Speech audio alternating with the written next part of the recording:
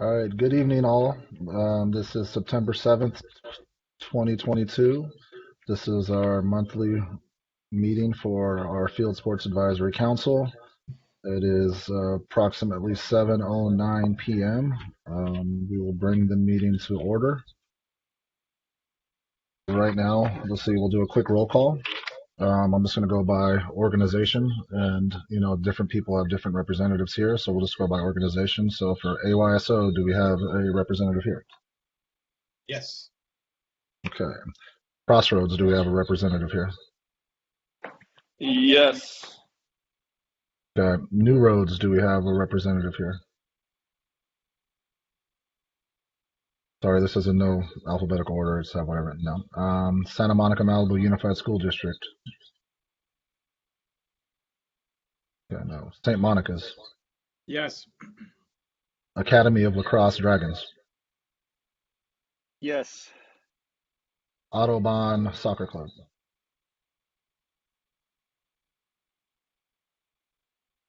Pacific Coast Soccer Club.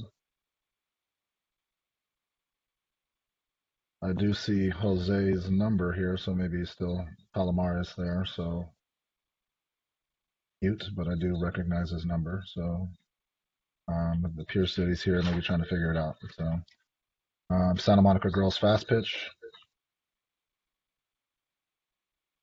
Santa Monica Pony.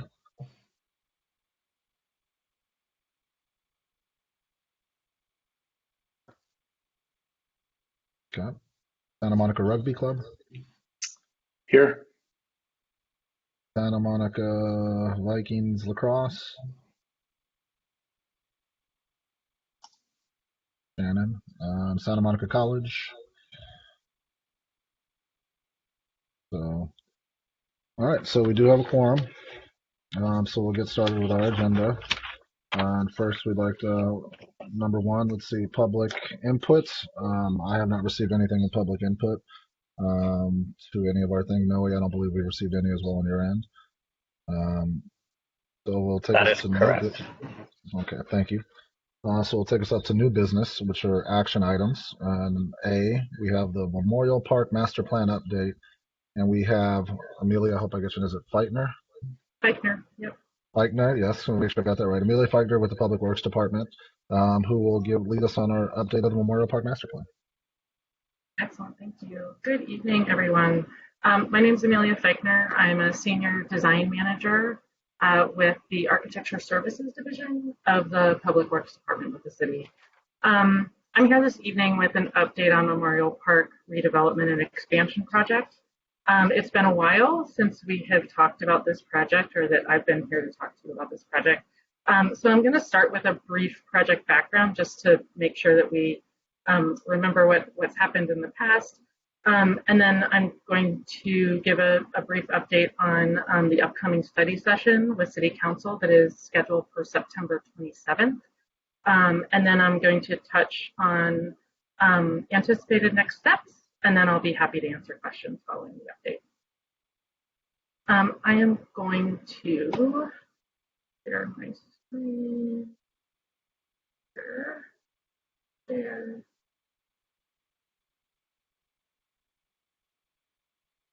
Can you see the Memorial Park Master Plan? Yes. Yes. Great, thank Yes. you. Okay, so the Memorial Park redevelopment and expansion project in its entirety would combine the existing 10.3 acre Memorial Park with the former Fisher lumber site, which is a city-owned 2.9 acre property adjacent to the existing park, into a newly renovated and expanded community park. I think everybody is familiar with the park, and we had many discussions about this previously.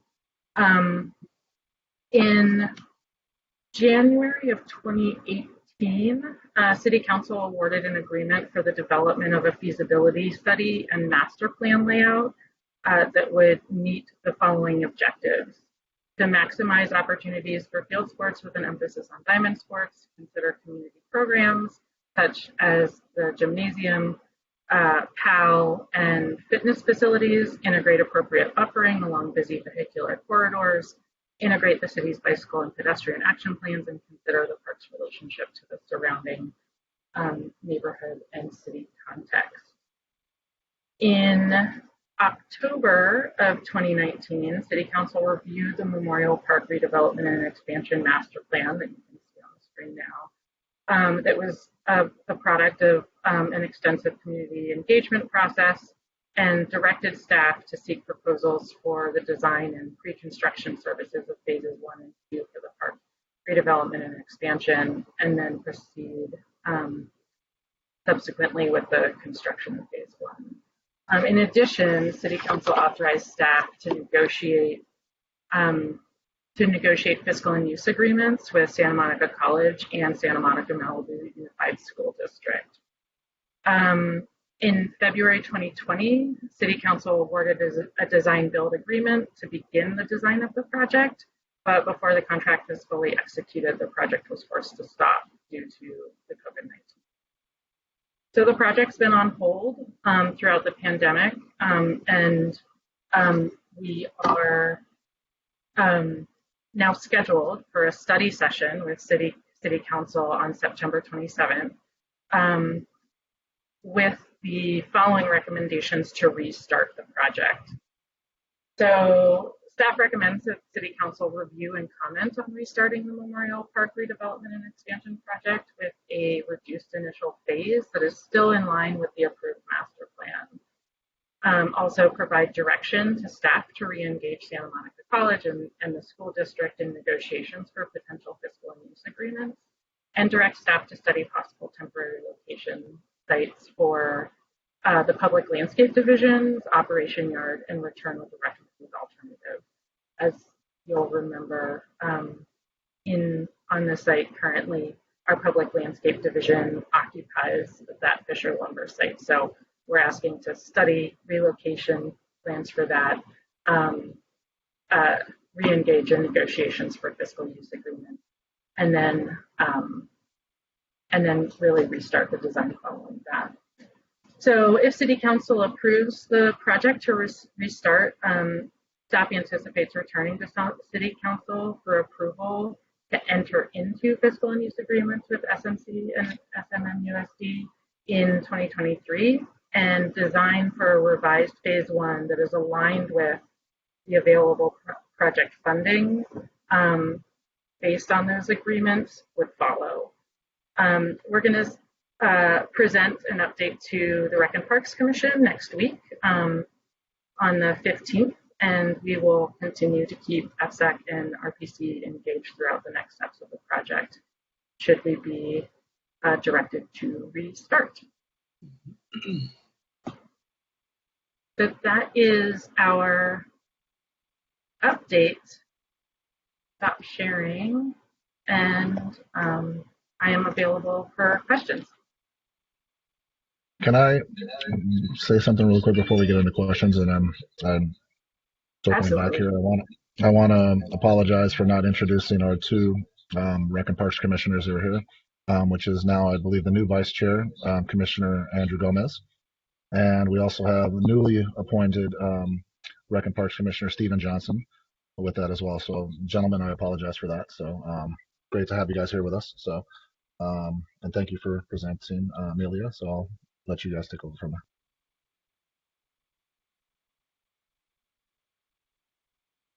I have a question. Was the project stopped for budgetary reasons, or because it was impossible to meet, or all of the above? And then I guess the second part of the question would be, is there anything we can do to help speed it back up again? Because it seems to me like it's just kind of dragging along, and it seems like we should be moving faster if we can. Is there anything we can do to help to make it go faster? Yeah, absolutely. Thank you for the question. Yes, so there were a number of reasons, but the number one reason was lack of funding available to move the project forward. And so really what we're trying to do with this recommendation is to re-engage conversations around funding for the project so that we can execute those fiscal and use agreements lock in commitments for funding and kick off the design. I think currently there's no specific action that we're asking for, but of course support, voicing support for the project to move forward is always appreciated and helpful. But I think this is a really important first step, and again, it's really opening up the conversation with City Council to get direction to restart. So I think supporting it to restart is really the number one thing we could do currently. Sorry, I have another. What's the context of this project in terms of budget? And obviously, so if there wasn't any money and there's money coming back in again, everybody's going to fight for the same chunk of change, right? So where does this fall? Like, how big is the field of competition that we have to navigate to help organize funding for this? Or is this like, are we like number 100 on a long list, or are we like in the top 10, or like where does this rank? Like, so we have a realistic idea of what we can do. So there was Measure B, which is the Santa Monica College bond that did earmark $20 million for the Memorial Park site. So we would hope that when we restart negotiations of the fiscal and use agreement with SMC, that $20 million is that we can come to an agreement, and that $20 million helps move at least a portion of this project forward. I think we are just at the beginning of starting conversations again, and currently this has not been it has not been applied for in the capital improvement project cycle, but that definitely will be a future conversation. So, but there is the potential. So a unique aspect of this project is that there is Measure B, and there are some bond funds that, if we can negotiate a fiscal and use agreement, there will be some funding available to move at least a portion of it forward. And we're recommending that if a portion of it is moved forward, that it be aligned with the approved master plan, that we don't veer from that. Does this project need an advocate? I mean, anytime you're going after money with some, like the city, it seems to me like everybody else is also going after money. And if there are, you seem to know a lot of, I don't know anything about where the money is or who has it or what's been approved, but it seems to me like there's money available, but unless you put your foot down and say, hey, like, what about this? This was promised to us, or can we reopen this? Like, it seems to me like there's stuff there, but unless we advocate for it, maybe it'll fall under the table. Is there a mechanism in place for us to advocate for this, or is there an advocate for this, or are you the advocate, or how does that work? So I'm the manager. I definitely advocate for all of our projects, but I do think that this council could express to the Rec and Parks Commission that this is an important project for especially diamond sports. And I think Rec and Parks has already written a letter to council. As I said, we're going to be presenting to them again next week. We'll talk about a potential action there. And the study session on the 27th for City Council is an opportunity to voice advocacy for the project as well. But those are really the avenues.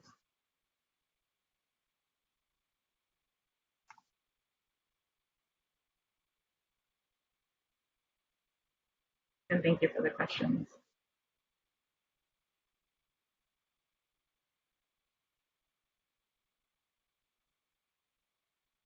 Any other questions? I noticed that we're going to get $15 million in federal funding for infrastructure costs.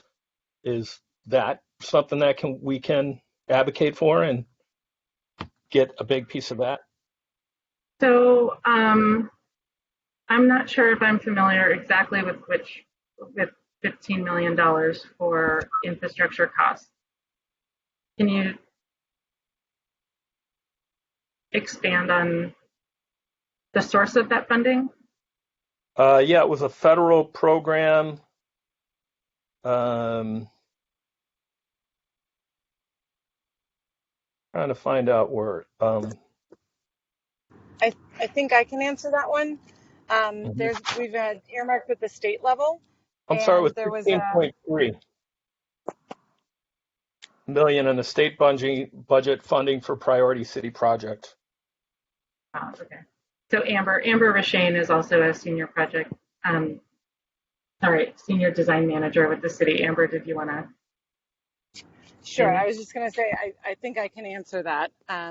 In that we are still working with the state as part of that earmarking, because it seems like a very open-ended thing right now, but we are working through with them as to what exactly we can spend that money on. We do have other priority projects as well, but certainly advocacy for our critical parks and things would be welcome for that.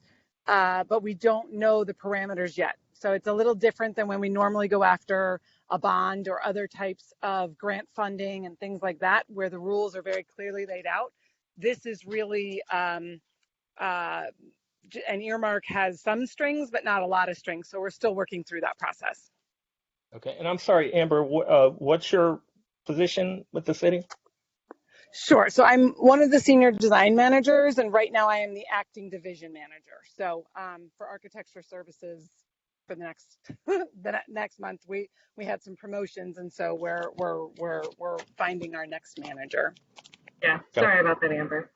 Acting division manager for architecture. Yeah. Otherwise, it's too many words. Does that answer your question? Yeah. Thank you so much. Okay, great.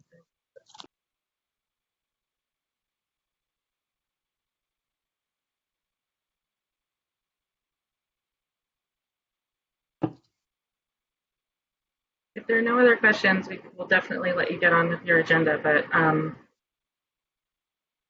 Eric, you know how to find me. If anybody has follow-up questions, please feel free to reach out. I am happy to answer as best I can. And yeah, we're excited for the potential restart of this project and hope to get it moving forward. Sounds good. Thank you, Amelia. And you said you're presenting at Rec and Parks next week. Is that correct? Yeah. Mm-hmm. Okay. Yeah. Okay. So like I'll send information to our members here if they're interested in kind of chiming in or even just listening to it again. Just because I know our Rec and Parks commissioners have probably had a lot of questions and on a lot of different things. So they're getting a little sneak preview here. So that'll help us out, and maybe some of our members can follow up after they'll let it marinate a little bit on some extra questions for that. So that's awesome. Great. Thank you all. I really appreciate your time. Thank you. Thank you. Okay, so now we'll move on to this, which is our next action item, which is Field Sports Advisory Council Chair and Vice Chair positions. So we'll be doing a vote on that today. I think in the email I had mentioned we had 3 people. Well, originally we had 3 people throw their name in the hat for the chair position, which was no specific order. We had Stephen Johnson, we had Daniel Campbell, and we had Drew. Obviously, since Stephen is now a member of the Rec and Parks Commission, so that's the better thing for all of us, and it's a great opportunity for Stephen there as well. So obviously he can't be a part of that, but also I'm sure he'll still have a vested interest in Field Sports Advisory and as well as being a part of the commission as Commissioner Gomez as well, who has years and years of experience here working for the city of Santa Monica. I want to say close to 30 years, probably, Andrew, maybe more. So it's great to have another advocate and members of the community that are a part of that Rec and Parks Commission. So we're excited for Stephen, and I'm excited to have Commissioner Gomez back with us right now, fighting the good fight for all of us and looking out for the best of our community. So for the chair positions, we have Daniel Campbell and we have Randy Grube, and for the vice chair position, we have John Tuttle. So here for what we have to do on this, since it is virtual, we will be doing a roll call. I think Noah, you kind of explained it to me due to ADA standards and ADA things. We have to do it virtual, and I mean virtual, but I do a roll call. It's not like a written vote and everything else. So you have to do that, and we'll tabulate that, and from there, we will appoint our new chair and vice chair. We'll have the beauty of calling meetings to order and pushing for different things, helping with the agendas, and as you all know, the important role of calling the meeting to an end. So, as you know, some of our fellow people enjoy later in the day. So, so we'll go with that. Noe, did I miss anything on the process, or does that sound about right? So. That is correct. Just call on their name and they'll let you know who. Okay, perfect. So I'm just going to go over a list of our voting members. I know we do have Federico Bianchi, who's a part of Santa Monica Surf, but they are a non-voting member currently. So, but he will have a vote for Crossroads. So we'll go over this. So our voting members are as follows. We do have AYSO, Crossroads, New Roads, Pacifica Christian. We have one vote for Santa Monica Malibu Unified School District. We have St. Monica's, Academy of Lacrosse, Autobahn, Pacifico Soccer Club, Santa Monica Girls Fast Pitch, Santa Monica Little League, Santa Monica Pony, Santa Monica Rugby, Santa Monica Vikings Lacrosse, and Santa Monica College. So, and the people here will be the ones that are voting for those specific positions. So I'll just do a quick roll call, and then you just please just list your votes for chair and vice chair, and I'll do my best to tabulate. I know he's going to help me out with that too. So as a reminder, city staff and rec and parks commissioners do not have a vote. So we are just here to advise and guide to be able to make sure we kind of, keep everything in order and be able to assist with anything else that's needed for our community and to make things moving forward. So, so we'll start off right off the bat here. Go off my list here. I'll go from bottom to top since I've been going. So we'll go with Santa Monica Rugby Club. What are we voting on right now? For the chair. Well, we'll just do both. Can we do both? Or do we have to do one at a time? Because we'll have to do one at a time, and especially to make it less confusing on what they're voting on. So we'll start with the chair. We'll start with the chair position right now. We have two candidates. So as a reminder, before I call your organization and or your school, we were voting for our chair positions, which are our chair position, which we have two candidates: Daniel Campbell from Santa Monica Pony League, and we have Randy Group from Academy of Lacrosse / Dragons. So, so we'll start with Santa Monica Rugby Club. It sounds like I either have to abstain or next time bring a voting member with me. Does that sound right? That sound about right, Noe, since he is a Rec and Parks Commissioner as well? Yeah, unfortunately. Okay, so we have to abstain. Visually. Okay. That's ASL for abstain. So let's see. Let me go through the list here to make sure I'm missing everybody. We'll go with St. Monica's. I'll vote for Mr. Campbell. Let's see. Trying to go off of that here. Let's go with Crossroads.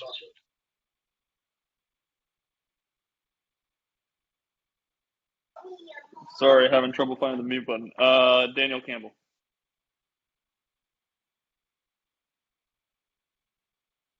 I'm not going in any specific order. I'm trying to see what groups are here, guys. So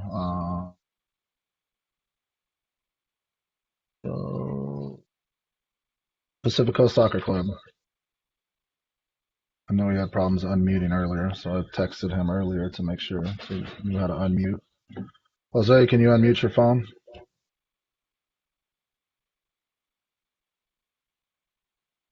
We'll come back to him. We'll go with John Tuttle, AYSO.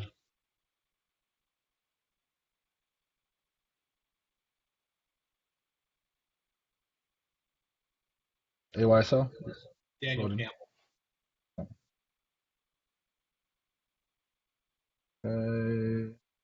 Go with Santa Monica Pony. Daniel Campbell. Okay. Randy Grube with Dragons. Randy Grube votes for Randy Grube. There we go. I have to. Just see here. Then I don't know if this comes into thing. I guess Jose's having problems voting. I don't know but he did vote, and I can screenshot and share with everybody. He voted for Campbell as well. So I miss anybody. And so 1, 2, 3, 4, 5, 7. Okay, so congratulations, Daniel Campbell. You are in the new FSTAC chair. Thank you, gentlemen. And vice chair, we have one candidate. We have John Tuttle with AYSO Region 20. So who I might add caught a nice little bluefin from what he said last week at his fishing trip. Congratulations on that, John. Yeah. I just said 186 pounds. That's a great catch. So Anybody that wants to come by, I processed 500 pounds of fish. So you just text us the address. We will be there with. text me directly, and I'll give you my address. You guys just come on. Absolutely. So we'll go. Let's see. We'll go in the same order. Let's see here. I believe Stephen, you can't vote on this again. Is that correct? Yeah. He's got to abstain. I abstain. Okay. Thank you. Santa Monica, St. Monica's. If I understand, there's just one candidate. That is correct. Okay, I'll go with Mr. Tuttle. All right. Let's go with Randy Grube with the Lacrosse Dragons. John Tuttle. John Tuttle. Federico with Crossroads. Tuttle. Tuttle. Go here. Santa Monica Pony. Tuttle. Tuttle. Jose texted me too, so that'll be Tuttle. And I think I'm missing one more. You voted for Tuttle. Let's see here. Sure.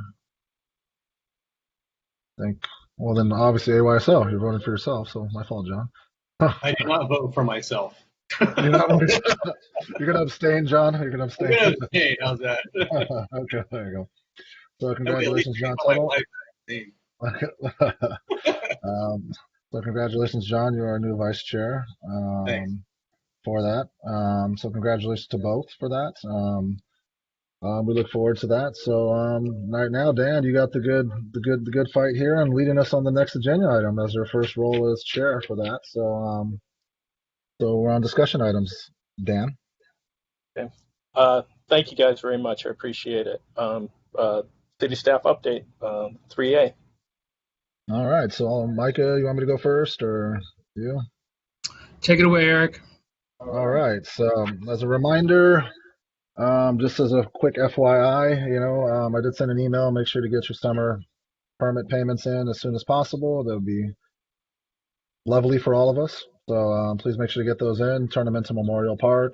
Some of you pay with credit card or check. I would say the e-check is the best way to go. You can give us a voided check, and it's easier to process that way. You don't incur the 2.95% charge. So probably adds up in the long run. So to do the e-check, that would probably be the best way to go just moving forward, and it's easier for us to do that. You just give us an email, make that happen. So that's another option that you can use moving forward for your organizations. If you're not sure how to do that, we can offline. I can share that with you. So that way it makes it easier for everybody. Also, as a reminder, it is a back to school night at John Adams and Lincoln tomorrow. So there are no permits at Lincoln and John Adams tomorrow, just as a friendly reminder.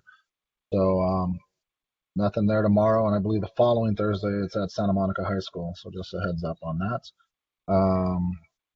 Also, most of our fall stuff came out. Thank you for your patience. I know the last 2 years are interesting. I know a lot of groups were running at half capacity and running different programs, modified programs to be able to accommodate youth during the pandemic, during these tough times.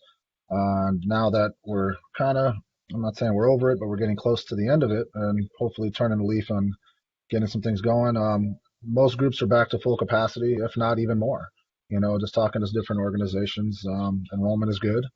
I think some of the challenges is finding enough coaches, for volunteer coaches, because right now in the age of working at home, it's hard to get people to come out consistently when you're kind of working from home. So the telecommute has changed the way a lot of organizations have envisioned coaching and try to modify, and some are coaching multiple teams because due to coaching shortages and people, like I said, it's tough times.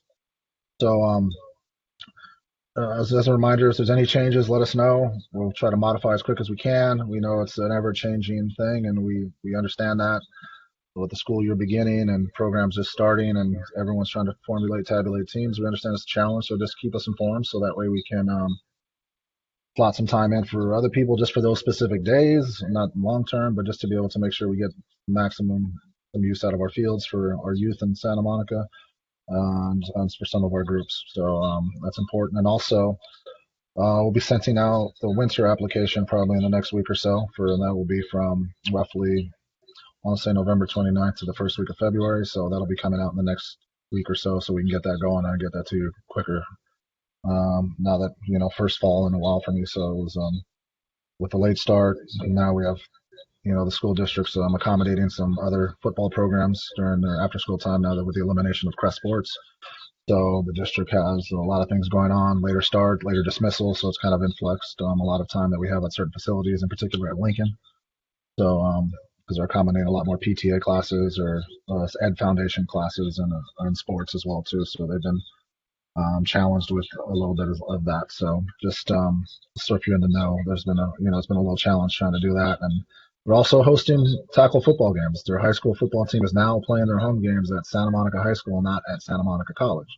First time in quite a while for the high school to do that. So it's impacted us a little bit on Thursdays and Fridays. So we really don't have any time to be able to offer. And on weekends, it affected us a little bit as well too. So it seems like that's going to be the norm in the fall for that while they reconfigure and redesign what they're trying to do at the school. So thanks for your patience with all that, and we're hopeful to get everything to you for that. And as a reminder, it's supposed to be thunderstorming on Saturday, so make sure to check the field hotline if needed. I'll send that in an email as a reminder in the Twitter.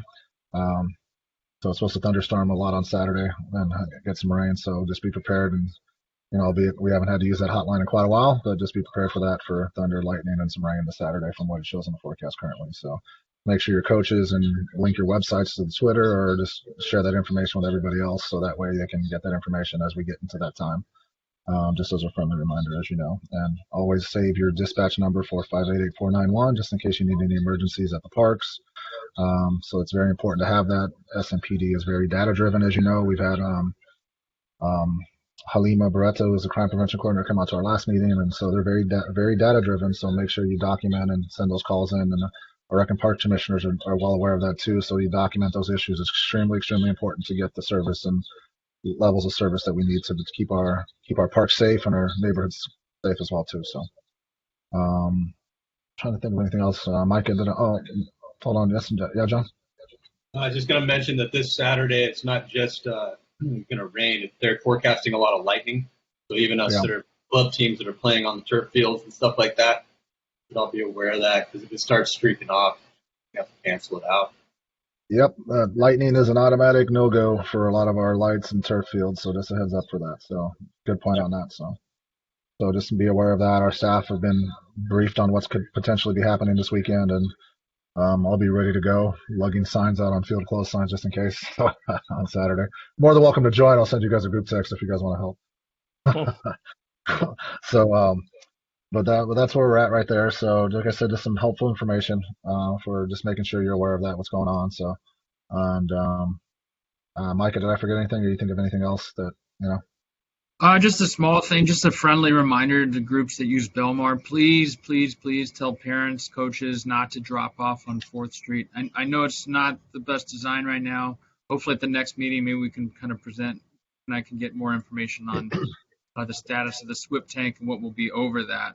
Because I think both of us have like different ideas of what they were talking about, but we both know that there should be at least more of a drop-off zone. It might not be right in front of the gate, but if you could just remind parents and coaches not to pull into that one area or block on 4th Street. People are driving really fast, and a lot of bus drivers are coming quick. So just a friendly reminder about that.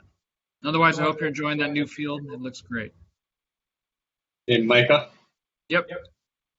Is there any way that we can just set cones out there and just block it off altogether? Yeah, we could. We set out A-frames, and those A-frames disappeared. But I think we probably could do that. Because, I mean, the field monitor technically could park, his or her car right there and then set the cones out right in front of her car, and everyone's pretty much, they can't pull over. They can't pull over.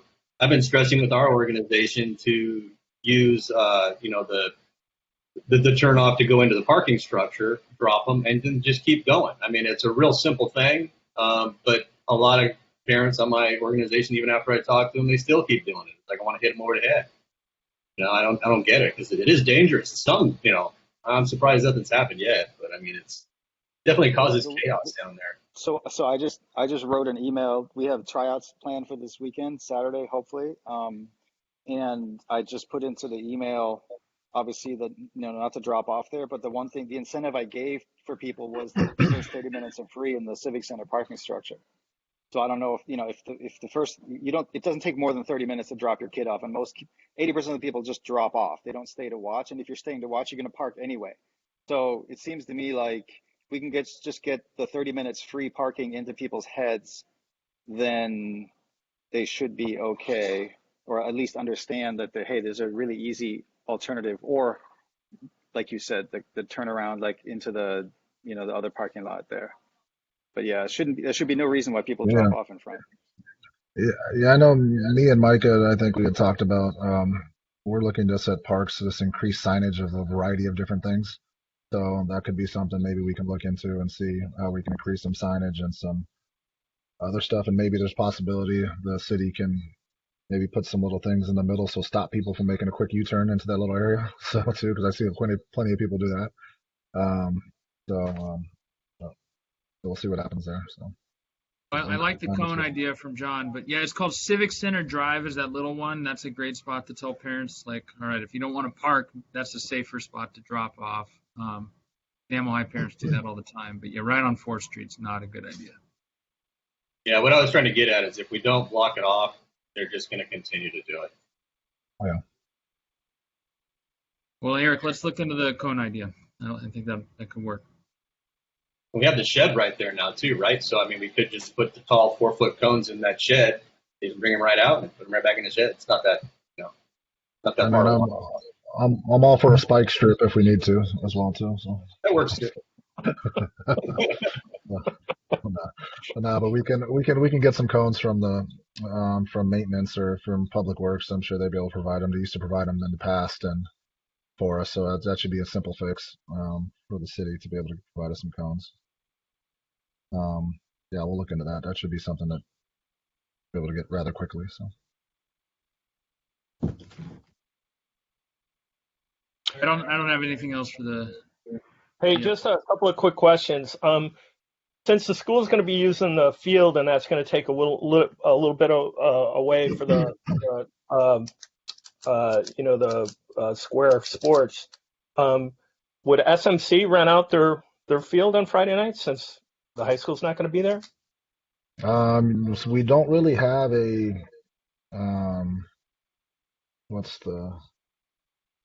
a joint agreement with them, and I think you'd have to go through them directly.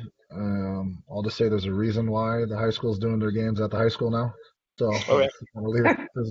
there's a reason for that. So, but I believe Jason, you can correct me if I'm wrong. St. Monica's is still utilizing it on Fridays or Saturdays. Is that correct for their home games? Yes, SMC are a pleasure to work with. Yeah, well.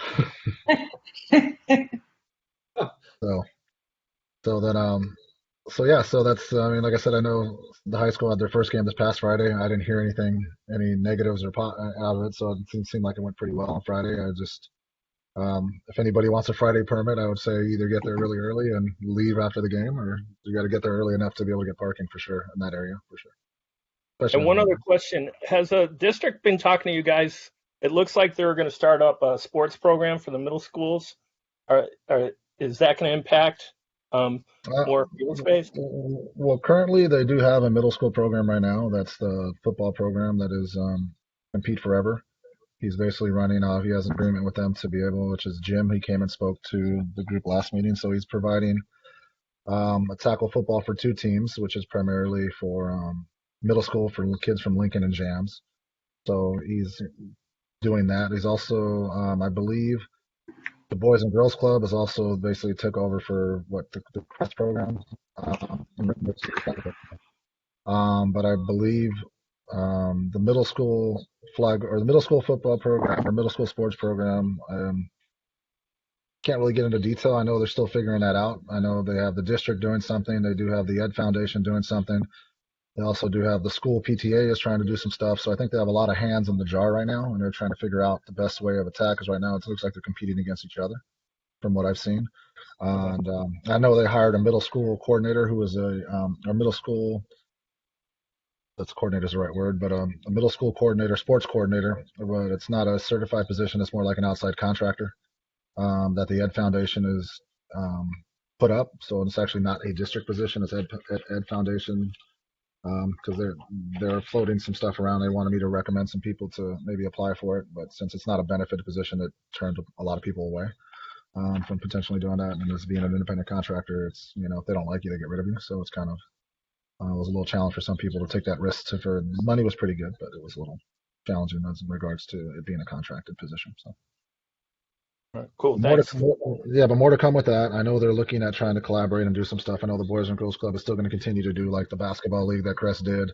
I think they're trying to figure out how to do the volleyball league, and they did some track and field as well too. So we worked with them this past spring to be able to do some soccer games for their programs, and also a track event at Santa Monica High School in the spring. So, but I know just for football, I know they have the Boys and Girls Club, and they have Pete Forever who are vying for that fall sports season, but the Boys and Girls Club seems to be handling everything else on top of that from the district as of now.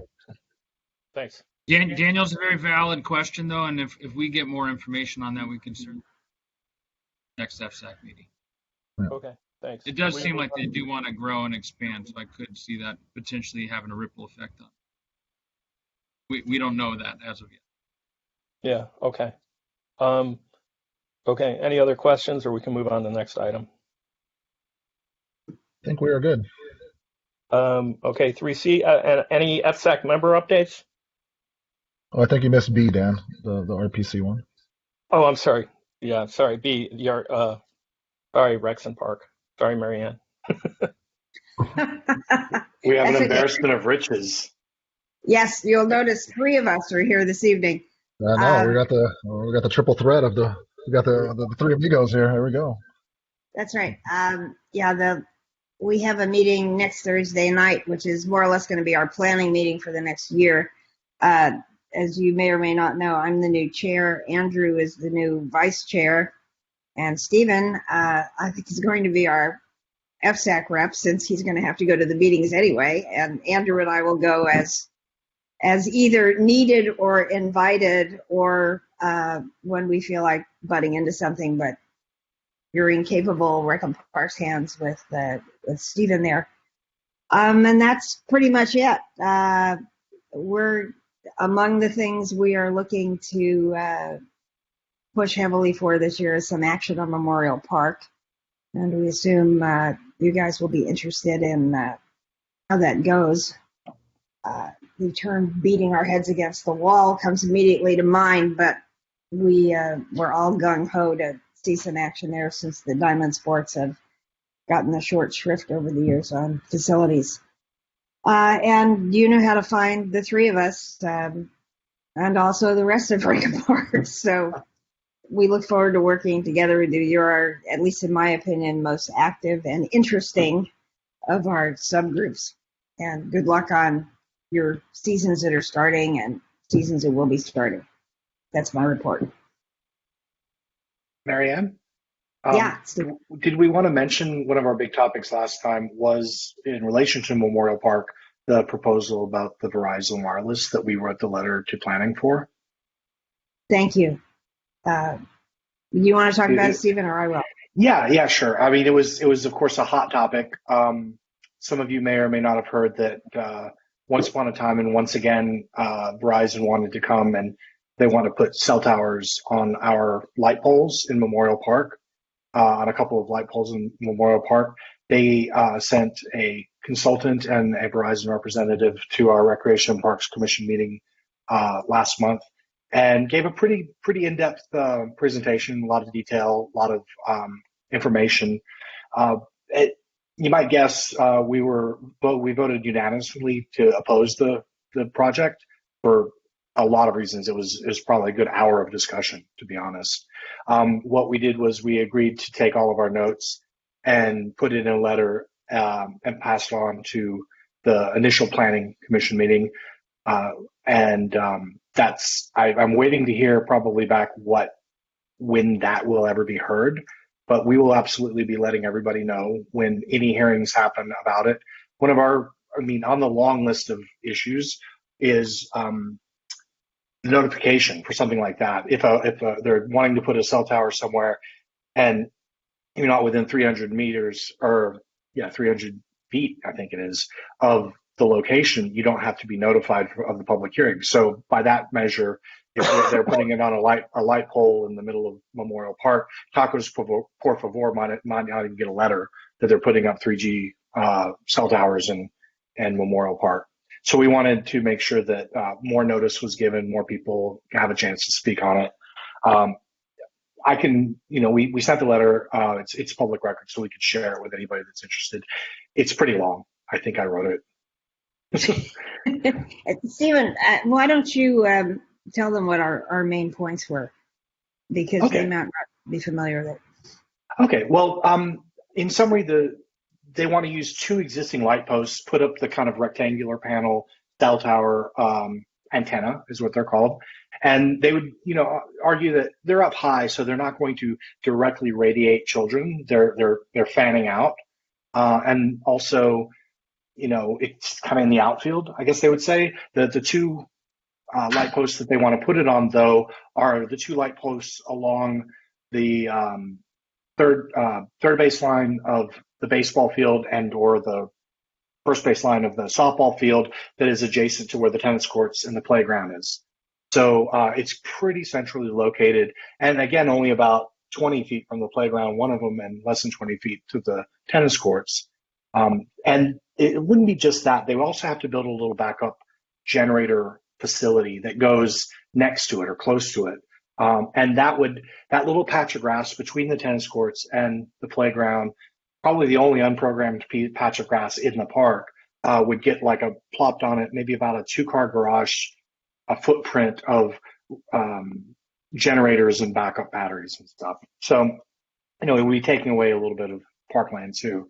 The main categories of things we objected to were just the precedent that it would set. Obviously, this would be it wouldn't be the first cell tower. It would be the first cell towers, but it wouldn't be. As soon as we get into the business of putting cell towers in parks, maybe schools, et cetera, it's a really slippery slope. If Verizon gets it, then why not T-Mobile? Why Memorial Park? Why not Douglas Park, et cetera? So that was one of our biggest things. It's a very, very slippery slope. And while other city properties have some private interests attached to them, this is different. Our constituency there are children, seniors, and the parks. They need a lot more care than some of the other city deals. The other thing was the planning. We like I said, with the central location of it, the notice would not be great. It would not a lot of people would be alerted to this, other than the fact that we're the Recreation and Parks Commission. We're going to make sure everybody knows about it, and FSAC will make sure everybody knows about it too. We're hoping that it would be notice given to all of the stakeholders. So the baseball, softball, the skate park, PAL, the tennis people, the pickleball people, make sure that everybody that uses that park that has any kind of a stakeholder representation would get notice of when those hearings are happening. And then they can come out and choose to voice their opinions. We were also concerned about the planning part of it because they just kind of came in and said, we're going to put it on these 2 light posts. They didn't really give us that sense of, well, we've talked about these other locations. We've talked about doing it here or there or the other places. And that didn't really answer our questions about, well, where else could it go if it weren't going to the park?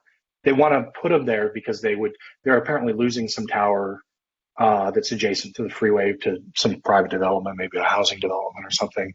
So they're trying to replace something that's going offline. And again, the loss of park space. That's kind of, we didn't get too deep into it. They would say there are a lot of studies that think it's completely safe. But I know that we're Santa Monica, we're a community of people who are going to have huge health concerns about 5G technology maybe there hasn't been that many studies about 5G compared to the other studies they've had. We just want to make sure that everybody's heard, especially because it involves children, parks, teams.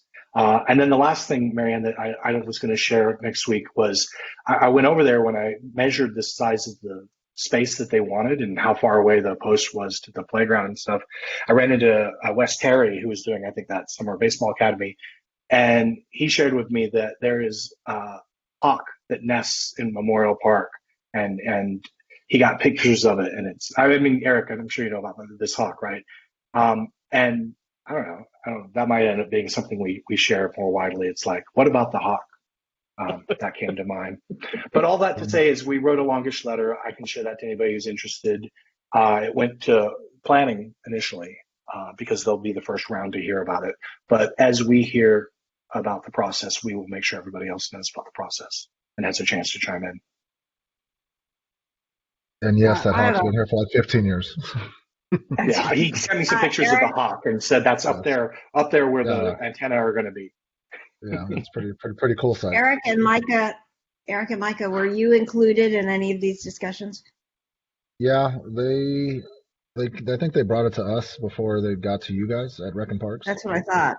Yeah, we had a lot of concerns as well, and we voiced it that we don't feel comfortable making a decision. We voiced our concerns, and I said you need to go to Rec and Parks, and you need to go to talk to our field sports people, because I think Stephen made a really good point with that.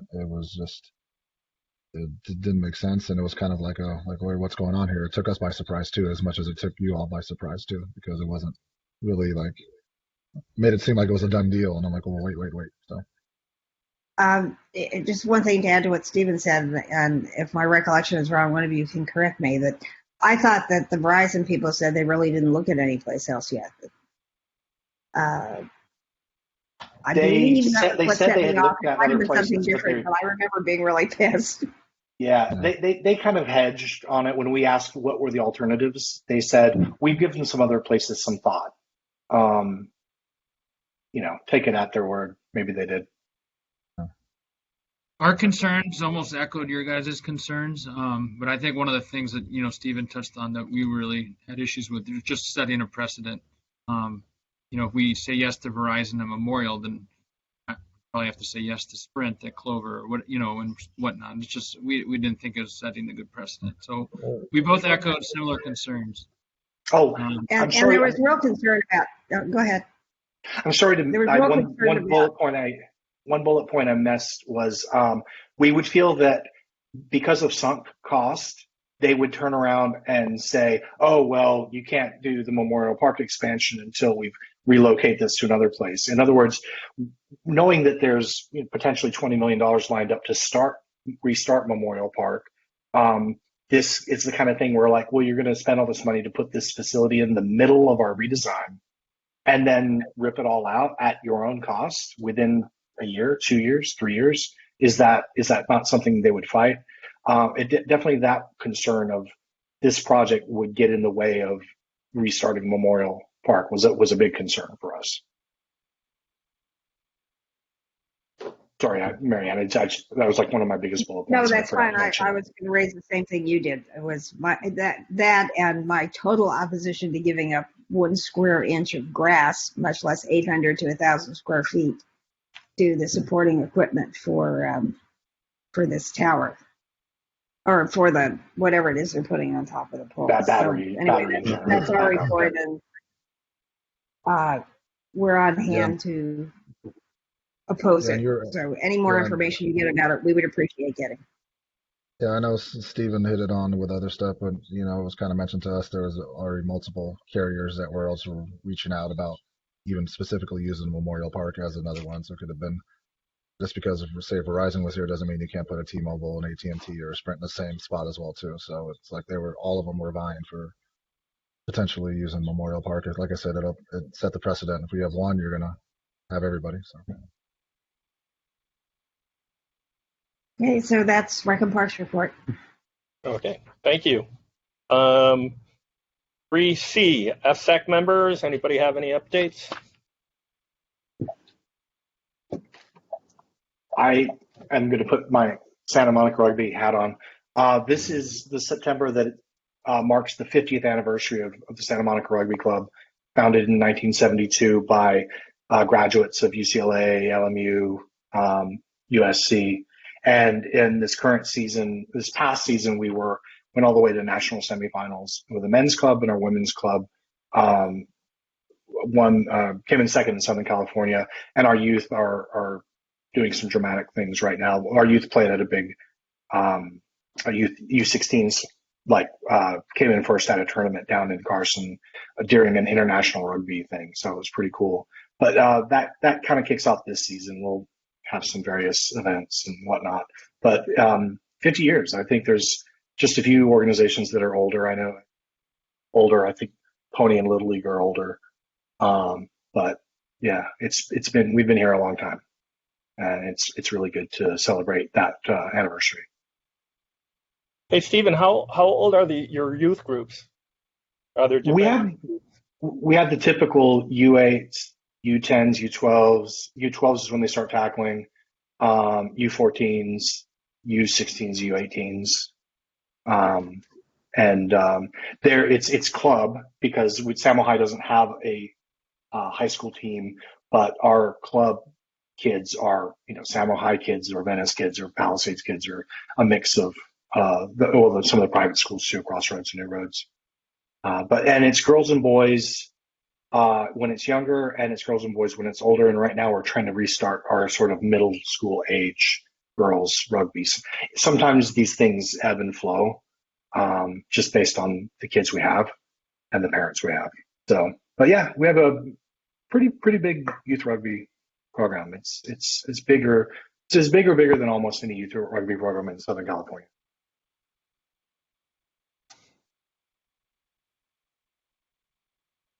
Anybody else?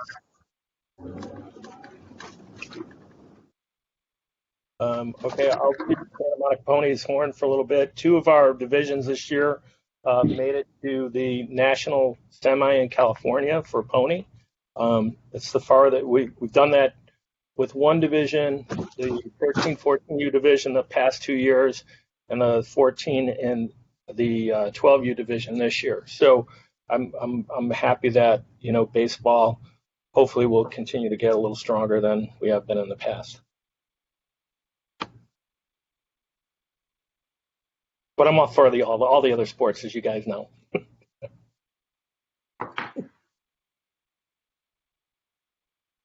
Anyone else? Okay, and I don't know if we have anybody from the district for 3D. Yeah, we do. Brian just joined. Hey, everybody. Sorry I was late to the party. Want to give a district report, talk about some of the stuff many of you probably already know. We can start with Samo High. If for those of you guys that have been there over the last week or two, you may have noticed that we have bleachers now.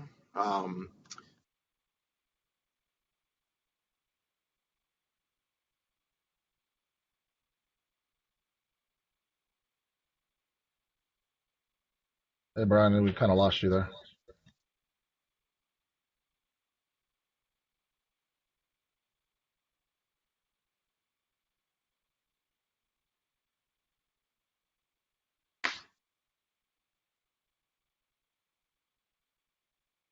Hey, Dan, I was give him a second. I know he told me if he might have to jump off. If he does, I can give a brief little update for him. He's texted me a few different things. Okay. I'll give him a few seconds. So. I say we saw a lot of the pictures from the football game. I wasn't at the football game. The sunset football was really cool looking.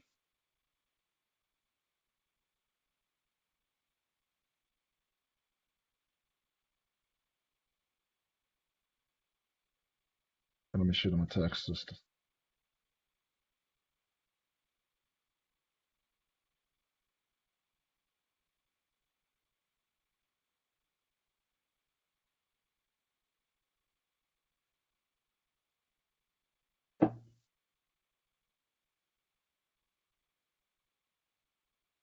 Okay, well, if he jumps back on, he jumps back on. Obviously, you mentioned it. Obviously, the Friday football at Santa Monica High School.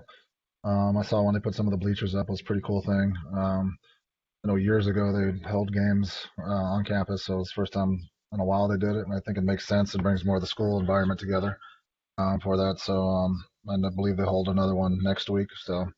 Um, so good luck to them on that. For that, I know it'll make it a little chaotic around that area on a Friday night football night. So, um, also, they wanted to come and give a report because the district is looking at potentially. I think some of you might have been aware of it. Turfing some of their elementary school fields. So, and I believe I can have them send me something in writing too, or I can have them do that. But I know the two schools in question that they're trying to pilot this at are Will Rogers and Franklin for that. So, and potentially, I think if all goes right, I think he's mentioned it to you, John, as well too. A little bit is maybe next summer they might start in that process of doing Rogers and Franklin, and if all goes well, which I think we're all under the assumption that okay, Brian's back. Okay, he just texted me. Hey, Brian, are you back? Yeah, can you guys hear me? I can hear you now. So I was just giving Okay, the great. detail about the elementary schools. If you want to take it from there. Yeah, thanks for that. I heard you saying that. So yeah, we are planning on piloting synthetic both Will Rogers and Franklin. We're looking to do that in potentially this coming summer. We would like to get your guys' input in terms of whether you want to see that or not. Obviously, if we get the go ahead for those two schools, and we'll have a pretty good example of what it may look like with those two schools to move forward and potentially move the synthetic turf at all of the other fields as well, all the other elementary school fields as well. So that's taking place at our elementary school fields. At Samo High, for those of you that have used the field, you may notice that we've had bleachers installed on the east end of the field. There's seating for, I believe, just under 1,000 people, and then we also have seating on the north side of the end zone, where the track high jump pit is. These bleachers are only going to be there throughout the fall season, and will be removed after fall. So for some of you that use the area beyond the north end zone for warm-ups, you won't have that, but your kids and parents will have a lot of nice seating to spectate and watch practices and games. Lincoln Middle School, everything right now is pretty status quo with the field there. We are going to have sunshades installed on the north side of the field, over where the temporary portable bleachers are. Pretty cool looking. They look almost like sails. I don't know if you guys may have noticed that they removed a bunch of the shrubs and green space that was on the north side, the fence side of the bleachers that are there. And that's where the shades will be installed. I don't have a timeline for when that's going to take place, but that should be happening at some point in the next few months. John Adams, everything at Jams is pretty much status quo. We did have the field. We had a deep grooming, deep cleaning take place at Lincoln on Monday on Labor Day. John Adams, we're looking to schedule something in the next few weeks. We don't anticipate that impacting any of the permits. One thing to note for just again, we mentioned it a couple years ago. We mentioned it a couple years before that, and it always feels like it's around the corner. But today there was there were some interviews that took place for the district's K-8 middle school coordinator. That's a position that's going to oversee competitive sports with the district. Right now, the district has actually last year they entered an agreement with the Boys and Girls Club to oversee recreational sports for elementary school, K-5. Last year, the Boys and Girls Club ran those programs for the district. This year, they're adding middle school sports. This this fall they were going to do football. They didn't get going early enough in the process, so they're not going to do a fall field sport. They're still looking at potentially doing a fall field sport, or sorry, a winter field sport, but most likely it's just going to be gym sports in winter. But coming back to spring, they're likely going to do a soccer and potentially a track. The Boys and Girls Club rec programs essentially are going to fill the void from the loss of Crest Youth Sports as the district's rec program. The interviews today were for a district-sponsored, in conjunction with the Santa Monica Ed Foundation, a district-sponsored competitive sports program. And once the position is hired, there were 3 people interviewed today. There's another set of interviews that's going to take place by next Friday, and we should have an idea by the end of the month or have that person in place. Once that person is in place, they're going to work with the superintendent along, I'll be involved in conversations regarding facilities, but they're going to look to, develop and plan a program that's going to be rolled out most likely spring of 23, but potentially even as early as winter. We don't know exactly what that's going to look like yet, but there's potential for, there are potential for impacts on field space. We're going to try to fit them into the after school space between 3 and 5 to not impact permits. But there's a chance with all the other activities, including the rec program, including Samo High's use of the middle school fields for their practices, including a John Adams Z period, which is essentially the school runs a 7th period PE class from 3 p.m. to 4 p.m. With all those things already using the facilities, there's potential down the line for pushing into city time for permitting, but everybody's aware that that's something that we want to absolutely avoid whenever possible. So as things progress with this program, I'll make sure to keep everybody informed of where things are and what the potential impacts may be. And that's it for the district. I have a quick question. So those interviews that are going on now, is this being funded through SMEF, or is this a district position? It's a private contractor position being funded through SMEF. It's a 2-year position. Before the end of the 2 years, the district is going to look to adopt the position into their budget, and it would officially be a district position. SMEF is paying for the position. The programs are going to be funded by SMEF. They are going to be district programs, however. Similar to the music program and VAPA, visual and performing arts. SMEF funds it, but it's the district's music program. Okay, and and who's running the interview process? Is that the district or is that SMEF? So it's formally a SMEF. It's formally a SMEF interview process. So it's actually run differently than a district interview would be.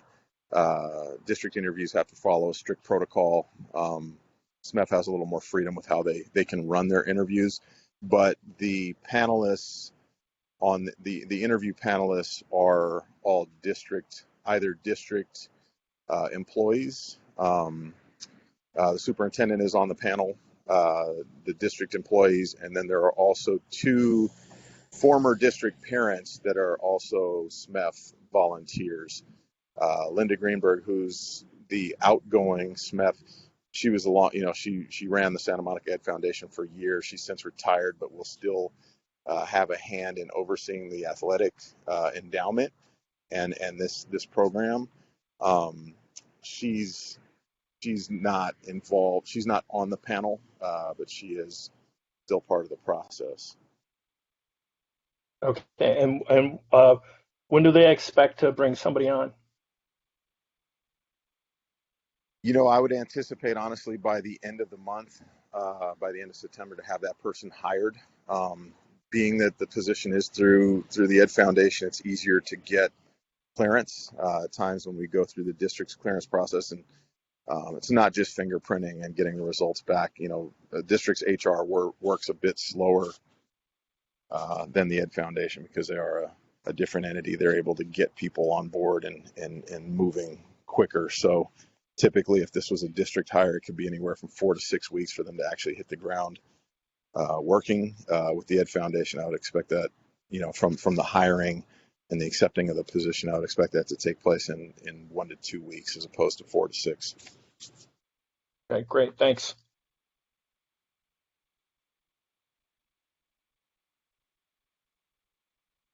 Any other questions?